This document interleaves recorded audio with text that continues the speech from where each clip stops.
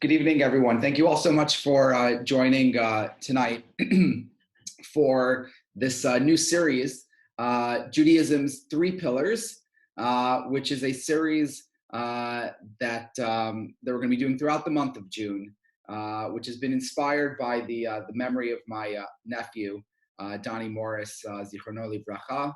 I'm sure you all know that unfortunately Donny passed away on Lag LaOmer just over a month ago during the terrible tragedy in Meron, and it's obviously been a very difficult time, but something that has been remarkable for me. My whole family has seen the kind of the response of people, from people's outpouring of love and support, but also the inspiration that people have taken from Donny.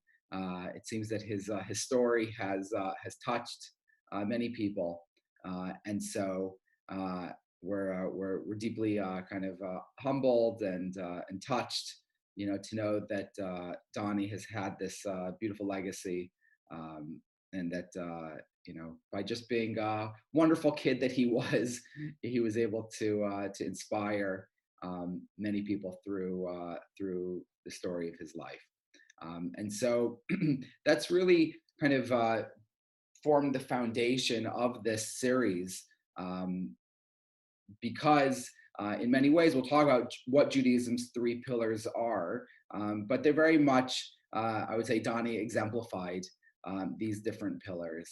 And so what I decided to do was to do a series of classes about each of the three pillars, what they are, how we pursue them, and so forth. And so we'll go into each of the pillars over the next three classes, kind of individually in detail. What I'd like to do for tonight's class, though, is to take a look at where the three pillars come from. What exactly, what is the basis or the source for these three pillars, and to talk a little bit more broadly about kind of their general significance, or as I've kind of said in the title of this class, that as part of this introduction, the focus will be on transmitting Jewish values across generations. Because as we'll see, I think that's very much core to what the three pillars represent, is that idea of Jewish values and how we go about transmitting them. And so I'm going to begin by looking at the source for this idea that there are three pillars. And so we begin with the teaching in Pirke Abot, where we have teaching from Shimon HaTzadik. And Shimon, the righteous, as the mishnah begins, was Mishyarei Knesset Hagdolah. He was one of the last, or the remnants, of the men of the Great Assembly. The Knesset Hagdolah was not a specific body, but it really refers to the leaders of the Jewish nation during the beginning centuries of the time of the Second Temple. And the tradition is that Shimon HaTzadik lives till the time of Alexander the Great. So it's around that time, perhaps, the 4th century BC, perhaps 3rd century BC, and so forth. And that's kind of the end of this era of the first 2 centuries of the return to Israel, the rebuilding of the temple of the Second Temple period. And according to the sages, those members of the Great Assembly during those centuries included still people who were prophets, Nevi'im. And so the Talmud attributes many important teachings to the Anshe Knesset Hagdolah, to the members of this Great Assembly. For example, the introduction of the Shemona Esrei, right? The introduction of the Amidah, the introduction of the central prayer that we say is attributed to them, that they instituted the language of that particular prayer. And so many important things are attributed to them. But it also kind of marks a transition period, as we'll talk about, between kind of the prophetic era of Jewish history, kind of the post-prophetic time. And Shimon HaTzadik is considered to kind of be that moment of transition, kind of from, the era that we read about in Tanakh, right, to the time after Tanakh, which is the time where we're no longer led by prophets, right, but we're led by sages, by scholars, right? So a very different time. And so he had a teaching. It says, Hu haya omer, that he used to say. And the commentaries say that in Pirke Abot, whenever it kind of says, Hu haya omer, he used to say, what it's essentially saying is that this really was a mantra of, the person that this teaching is attributed to, right? That it was really kind of, we all have the things that we, kind of become known for, the things that we repeat or the things that we focus on. And so this became kind of one of his sayings, something that he really felt was important, and would apparently, repeat it over and over again. And so he said the following. He says, Al shlosha devarim ha'olam omed, that the world stands on three things: al haTorah, ve'al ha'avodah, ve'al gimilut chasadim. That the world stands on Torah, it stands on avodah, which literally means labor or worship, and on gimilut chasadim, acts of kindness. Now, what this means about that the world stands on these three things is not entirely clear. Among the commentaries on the Mishnah, there are different suggestions. Some say that on account of these things, or for the purpose of these things, the world was created, right? So God created the world so that one could engage in Torah, so that one could engage in worship, that one could engage in acts of kindness. Others say, in the merit of these things, the world is preserved, right? It's only because there is Torah, because there is avodah, because there is gimilut chasadim, that the world continues to exist, right? That literally in its zechut, in its merit, the world continues to survive. But the simple meaning, right, kind of the straightforward kind of interpretation of it is that somehow fundamentally the world functions, or only is able to function on account of these three things, right? That these really are pillars, as it were, upon which the world is able to continue to stand, right? And those things are Torah, avodah, and gimilut chasadim. And there's different interpretations about what each of these three things mean. And again, we'll look into some of those things as we go forward, but on a very, shall we say, simple level, right? The Torah means perhaps the study of Torah. Avodah, as we'll see, means worship, and acts of kindness, as it says. And so the question is what is the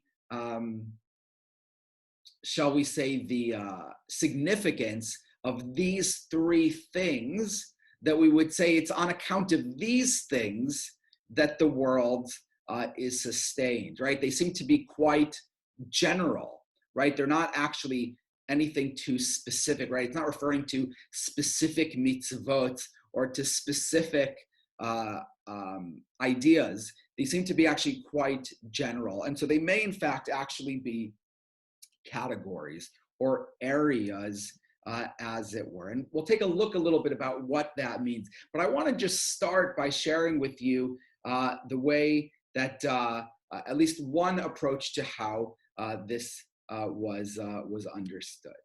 And this is a teaching from Rabbi Joseph B. Salvajic.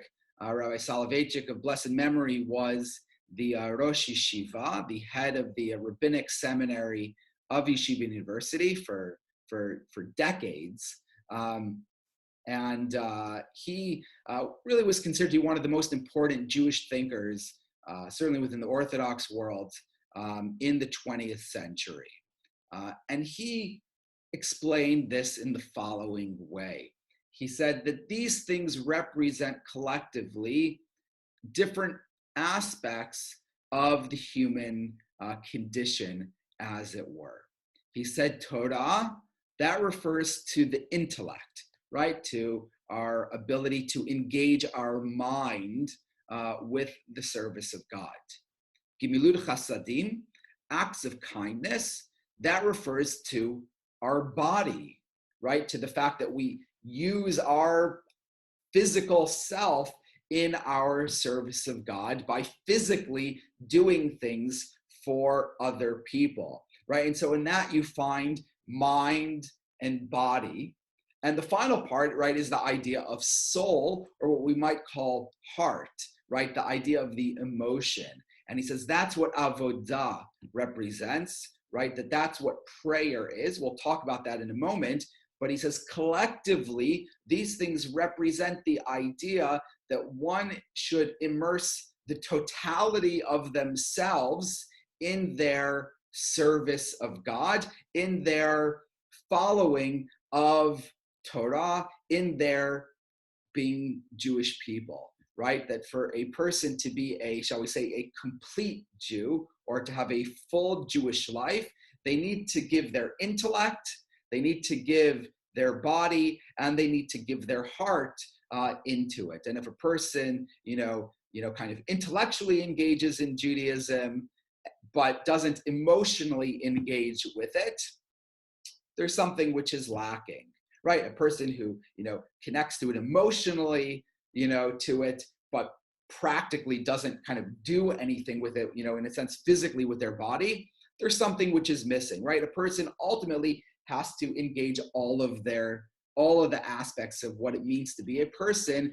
within their service of God, right? And so perhaps that's what Shimon HaTzadik is saying, right? Is that the world stands on these three things, right? That there are these three elements to the human condition, and we ultimately need to give our all, right, to this world, right, to our lives, to the Torah, if we ultimately want to ensure that the whole thing will be maintained, right? That everything will remain established, as it were.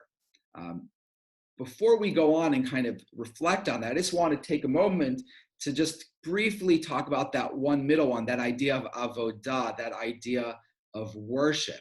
Because normally when one thinks, I would say, of worship, I think one might, if you think of temple times, you would think that that is a physical thing that a person did, right? A person physically brought the sacrifices.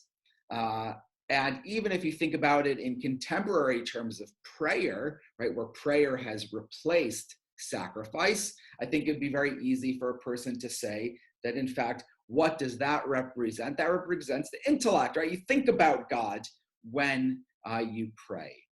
But that's actually not the tradition. That's not the tradition about what prayer, or in fact, even the service in the temple, was all about. And it's based on what it says in the Gemara, as really articulated so clearly by Rambam, by Maimonides. And Rambam says the following in his very first teaching in his laws of prayer, in his Hilchot Tefillah. He says to pray daily is an affirmative duty. The Rambam has the position that there is a biblical commandment to pray each day. It's actually not the position that all the Rishonim, that all the medieval rabbis believed or followed. Some believed it wasn't a biblical commandment, but Rambam said that in fact there is a biblical commandment to pray daily, as it is said, and you shall serve the Lord your God. He then continues, this service here referred to, according to the teaching of tradition, is prayer, right? That when it says you shall serve God, it means you shall pray to God. Why? Why does serving associated with prayer? As it is said, And this is from the Shema, right? In the second paragraph of Shema, where we say, U'lavdo b'chol levavchem, right? That you shall serve him with all of your heart. On which the sages commented, what may be described as service of the heart?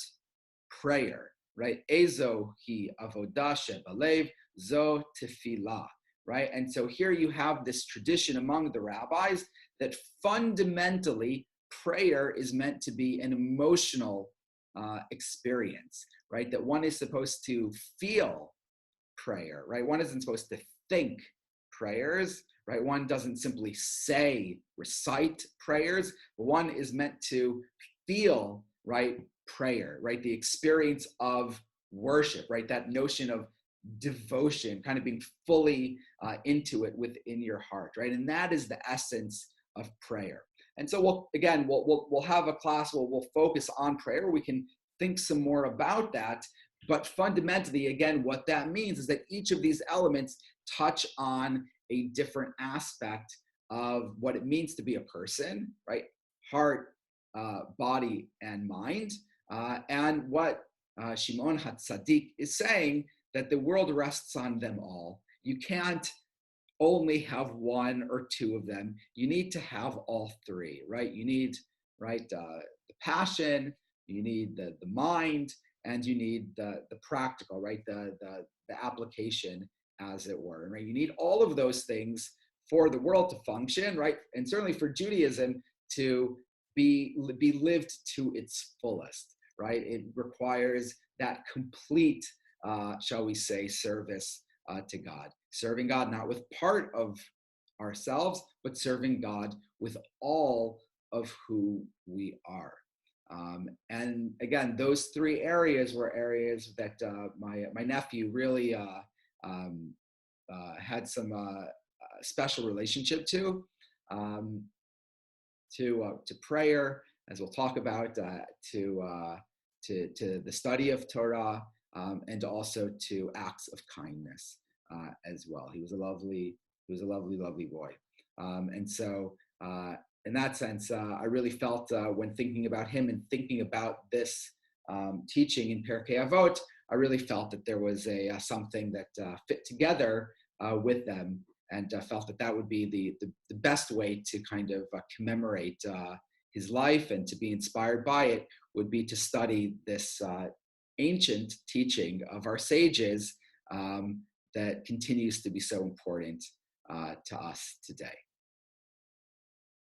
But what I'd like to focus on for the rest of today's class is that, yes, these are important values, important ideas within Judaism. But there is a more fundamental question, which I think touches on the significance of these three things, or on the way we ultimately even reach these three things. And as I mentioned, the teaching that we started with, right, we'll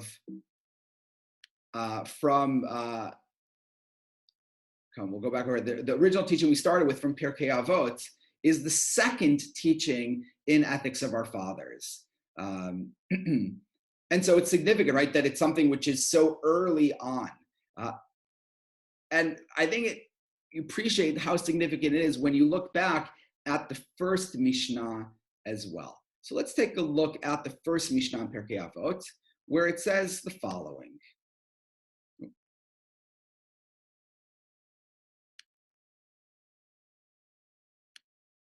Okay. So it says the following. It says, Moshe kibel Torah miSinai. It says that Moses received the Torah at Sinai and transmitted it to Joshua. Joshua to the elders of the Great Assembly. All right, just one moment.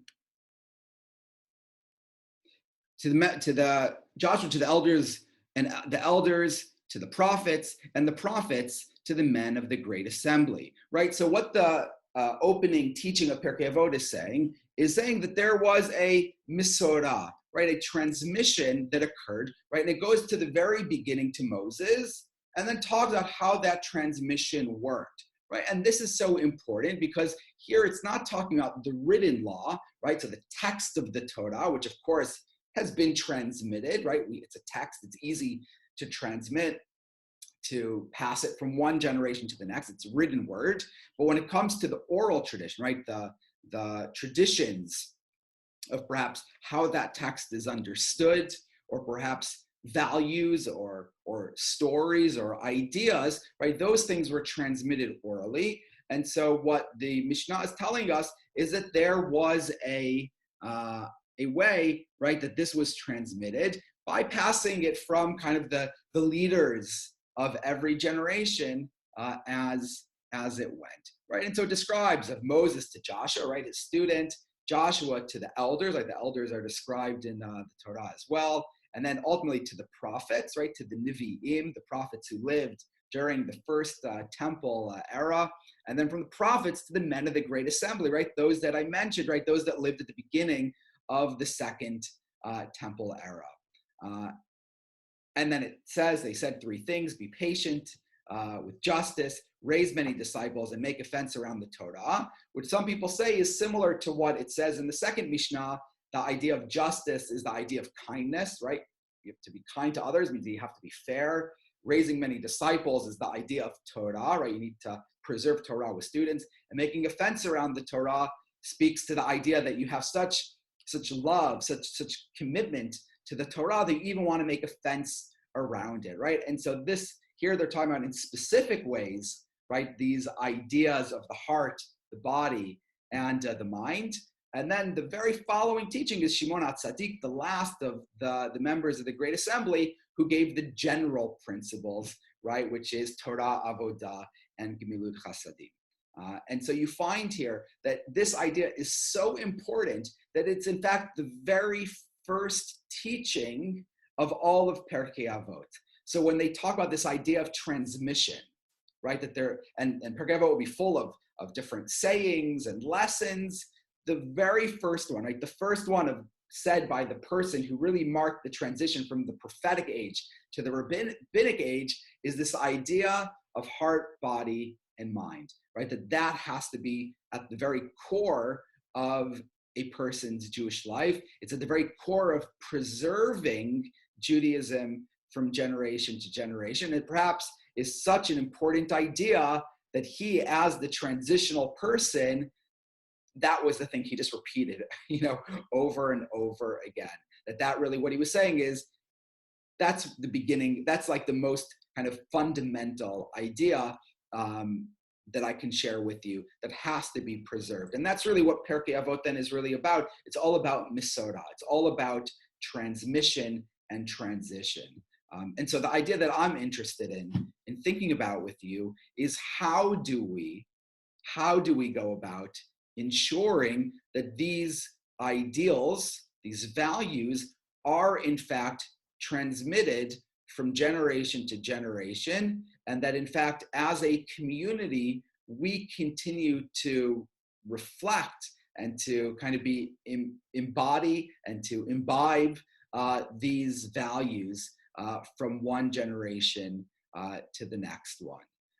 And I think that's an idea, right, which is, kind of so fundamental, right, and is so core to Judaism. I mean, when you think about it, for hundreds of generations, we have preserved the Torah and Jewish life. It's something which is the very essence of what it means to be a Jewish community. For us, the longest established community in this country, and something that, though every generation, we need to recommit ourselves to and to connect to it ourselves, so that we can continue to embody it. And so what is the way that these ideas are ultimately transmitted? And this is perhaps the most important idea that one could ever think about as a Jewish person, is how do you ensure that the chain of transmission will not be interrupted? And so I'd like to look at with you a number of additional sources that I think speak to this. So let's take a look at this. And so here we're going to just start. I'm just going to kind of put a little bit of a backdrop to this. This is from the very beginning of the Torah. So we've gone back to the beginning, literally, to Genesis, where the Torah says, and God created man in his image. In the image of God, he created him. Male and female, he created them, right? So God has created man and woman, and the very first thing that it says that God said to man and woman says that God blessed them, and God said to them, be fruitful and multiply, Peru Urvu. And so according to tradition, this is the very first mitzvah, right, of the Torah, right? The very first commandment is, again, this idea of transmission, right? This idea of raising up additional generations, right? You must have children. And so there is a mitzvah in the Torah to be a parent, right? To have a child, right? This is considered to be kind of fundamental to Judaism. According to the basis of the law, we try to, at the very least, to have two children, ideally at least a son and a daughter. If you have more, all the merrier, right? Obviously, the person ultimately is blessed with whatever God gives them. But there is this idea that at least we aspire, right, to have children and to do that. So you see at the very beginning of the Torah, right? This is very core, right? That we're meant to ensure that the human species, right, is preserved, right? That it will continue to exist. But of course, Judaism says that's not enough, right? It's not enough to simply have a child, right? To simply give birth to another human being, right? That's perhaps the easy part, right? That's just the beginning of it. Because ultimately the Torah says it doesn't stop at birth, right? That you don't fulfill the mitzvah by simply giving birth, but in fact, there's more that has to be done. And so this is from Deuteronomy, and this is the very first paragraph of the Shema. And it says in the 4th verse, Vishinantam levanecha, right? That you shall impress them upon your children, right? You shall teach them to your children. In fact, what is it that you shall do? It says, you shall love the Lord your God with all your heart, with all your soul, and with all your might. Which again, some people say has to do with that idea of the heart, the mind, and the body, right? That idea of putting all into it. And the idea is that you have an obligation to transmit this to your children, right? That if a person simply has a child and walks away, they haven't really fulfilled the mitzvah of Peru Urevu, right? Of being fruitful and multiplying. In fact, as a Jew, we have an obligation to raise, right, children who will follow in our ways, right? Who will follow the Torah, who will follow the mitzvot, right? That will be live a good Jewish life. And so this is so core, right, to Jews and to Judaism, to Jewish communities, is that idea of the intergenerational, right? That idea that we need to find some way, right, to make sure that the tradition that we receive does not end with us, but that we need to do something to transmit it. And we know that just having children, it doesn't always happen, right? People have a child, and a child doesn't necessarily continue on following the Torah, right? And so we know that it's something which is not always easy, and that obviously requires a great deal of effort. And I remember as my grandfather, whose name is Rabbi David Silver, used to say, it's ultimately mazal. There's a measure of luck when it comes to it. He says you find parents who do the same thing with both kids. One child follows, one child doesn't. There's a measure of mazal with this. You can find very God-fearing people whose children don't. You find parents who are not particularly observant whose children do. But that's obviously our challenge, right? That's something that we are charged with, right? Of making sure, doing our best to ensure that the tradition is transmitted. And so the question is, how do we do that? How do we do that? We have a mitzvah to have children. We have a mitzvah to educate our children. But how do we actually do that? And what I think is clear is that it's not enough by just sending them to school or just this or just that. It's something which is a bit more comprehensive than that. So the question is how does one effectively transmit? And so here I want to just share a beautiful teaching from the late Chief Rabbi, Lord Jonathan Sachs, where he said something that it's so simple, but it's so remarkable and I think so impactful. He focused on this very paragraph from which we learn the mitzvah to educate, to vishinantam levanecha, to teach your children. And he says, if you go back to the very beginning of this paragraph, right after the introductory line of Shema Yisrael, right, Amonai Elokeinu, Amonai Echad, right after that introductory line, we say, you shall love the Lord your God with all your heart, all your soul, and all your might. And he said, it's a remarkable thing that it says, it begins with v'ahavta, and you shall love. And he says, the reason that it does that is the Torah is teaching us shall we say, a secret, as it were. It's telling us that if you want to teach your children, you need to know that there is an important secret to that.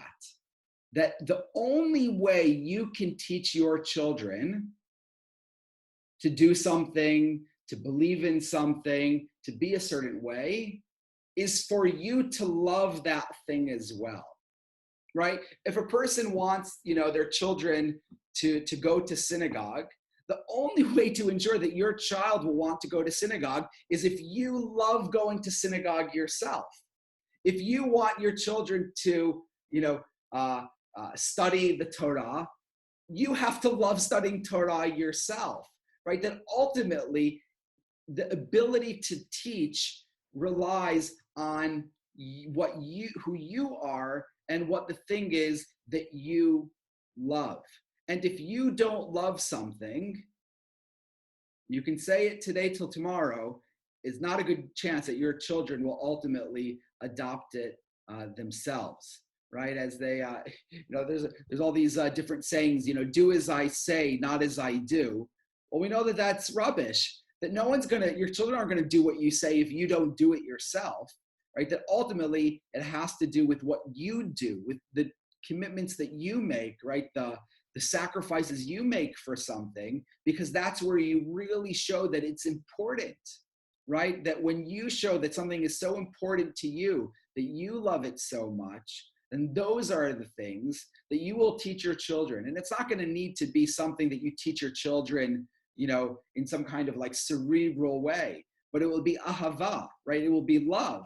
Because if your children want to be like you and the things that you're passionate about, there's a very good chance that your children will be passionate about those things as well.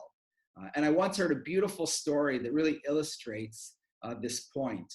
I heard this story from a Rabbi Kenneth Brander, who's the head of Or Torah Stone Institute in Israel, the institute that was founded by Rabbi Shlomo Riskin.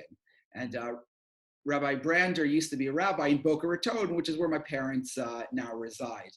And he said the following story. He said that he one time had over to his home a family, I think maybe a young family, a family that was not religiously observant, but he had met them somewhere, connected with them, and invited them over for a Shabbat meal. And he was talking to them and having a nice time, and they just related to him a funny story about when they were meeting each other's families,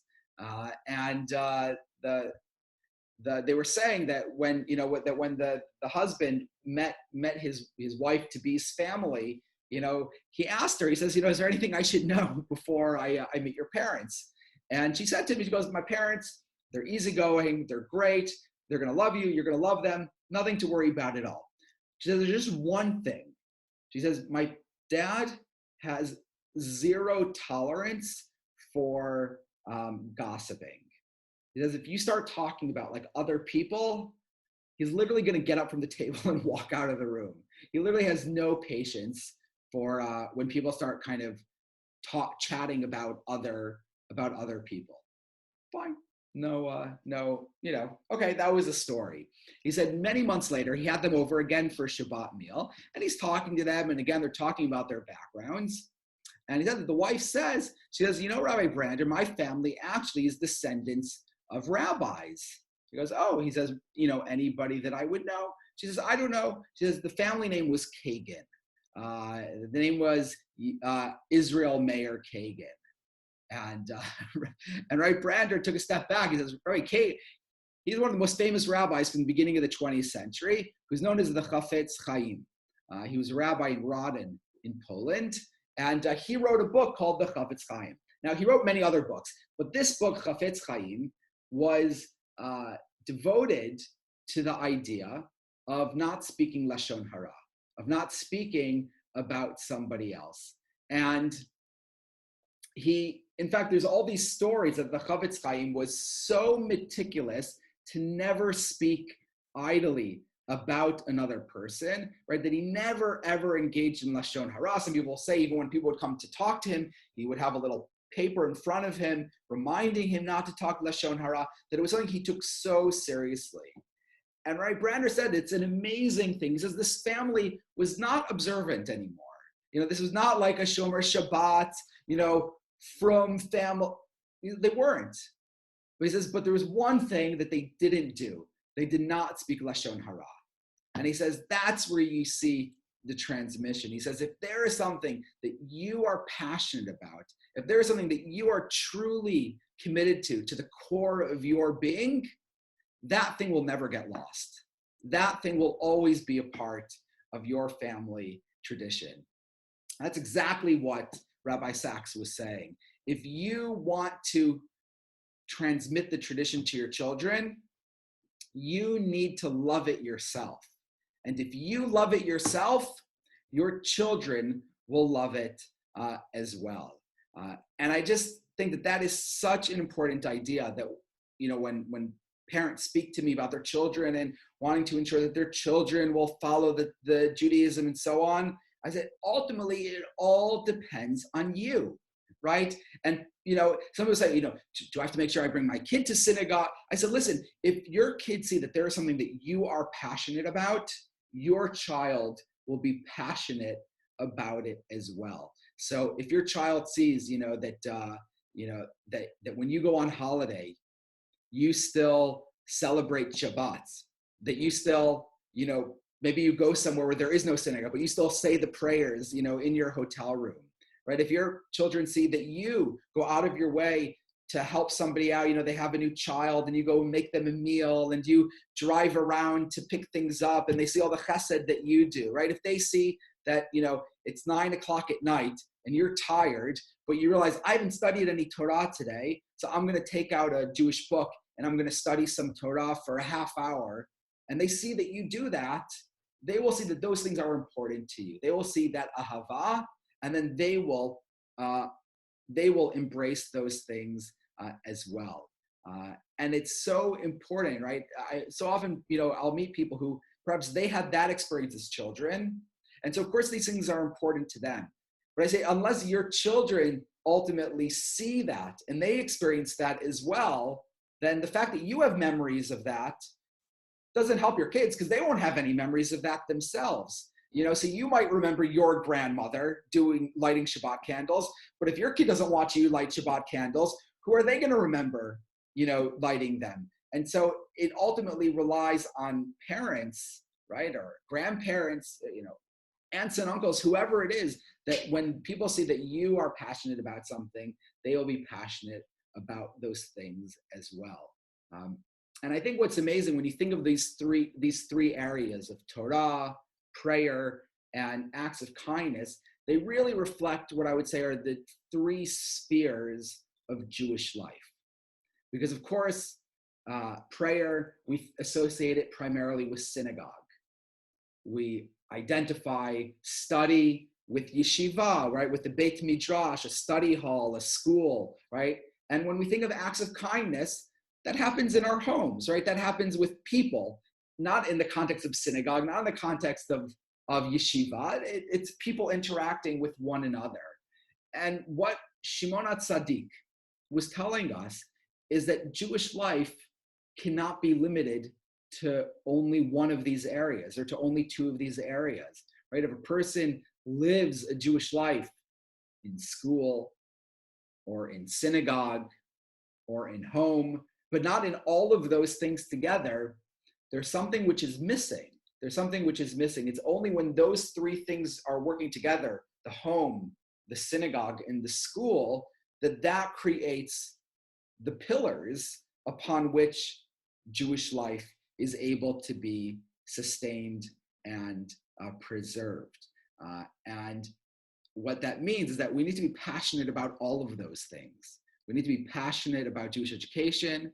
We need to be passionate about synagogue, and we need to be passionate about our family, home life, and the kinds of chesed that we see in those contexts. And if a person is committed to all three of those things, to having Jewish education, to having synagogue, and to having a Jewish home full of Jewish values, then without a question, that will be preserved. There's a verse in Mishlei, I believe, in Proverbs that says, "Hachut hamishulash lo bimhera yinatek." It says the three-pronged rope, right? So if you have a string and you have three strings twisted together, it says the three-pronged string will not quickly unravel. And the sages say that it refers to three generations, that if you have three generations in a row of commitment, that won't unravel. But I think it speaks to what we're saying as well, is that when you have all those three things together, the synagogue, the school, and the home, and those are all rich, devoted Jewish spheres where people love it, where they have ahava for it, that doesn't unravel. That those things ultimately stay strong together. And so that's really what I want to focus on then in the next 3 weeks, is really thinking about each of those areas.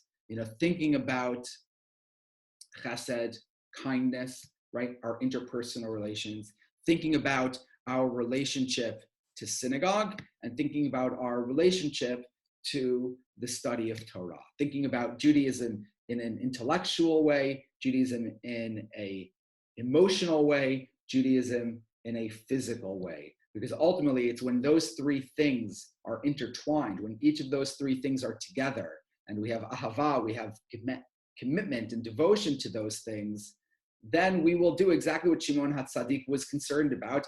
We will, without question, preserve the Torah. We will be able to transmit the Torah from one generation to the next. And what I'll say is that sounds like a lot, and that's not necessarily easy. But if you love it yourself, it's the easiest thing in the world. If it's something that you're excited about, it's not hard to then transmit those things. And so that ultimately is the key. And that, you want Vishinantam Levanecha, teaching it to your children relies on via hafta, relies on you loving it as well. So I hope that the series will help all of us to love each of these areas a bit more, to see why these things are so central, and to learn a little bit from the example of my nephew as well, things that he loved, things that my brother and my sister-in-law loved, that they were able to transmit within their home, and that certainly was embraced by their children as well.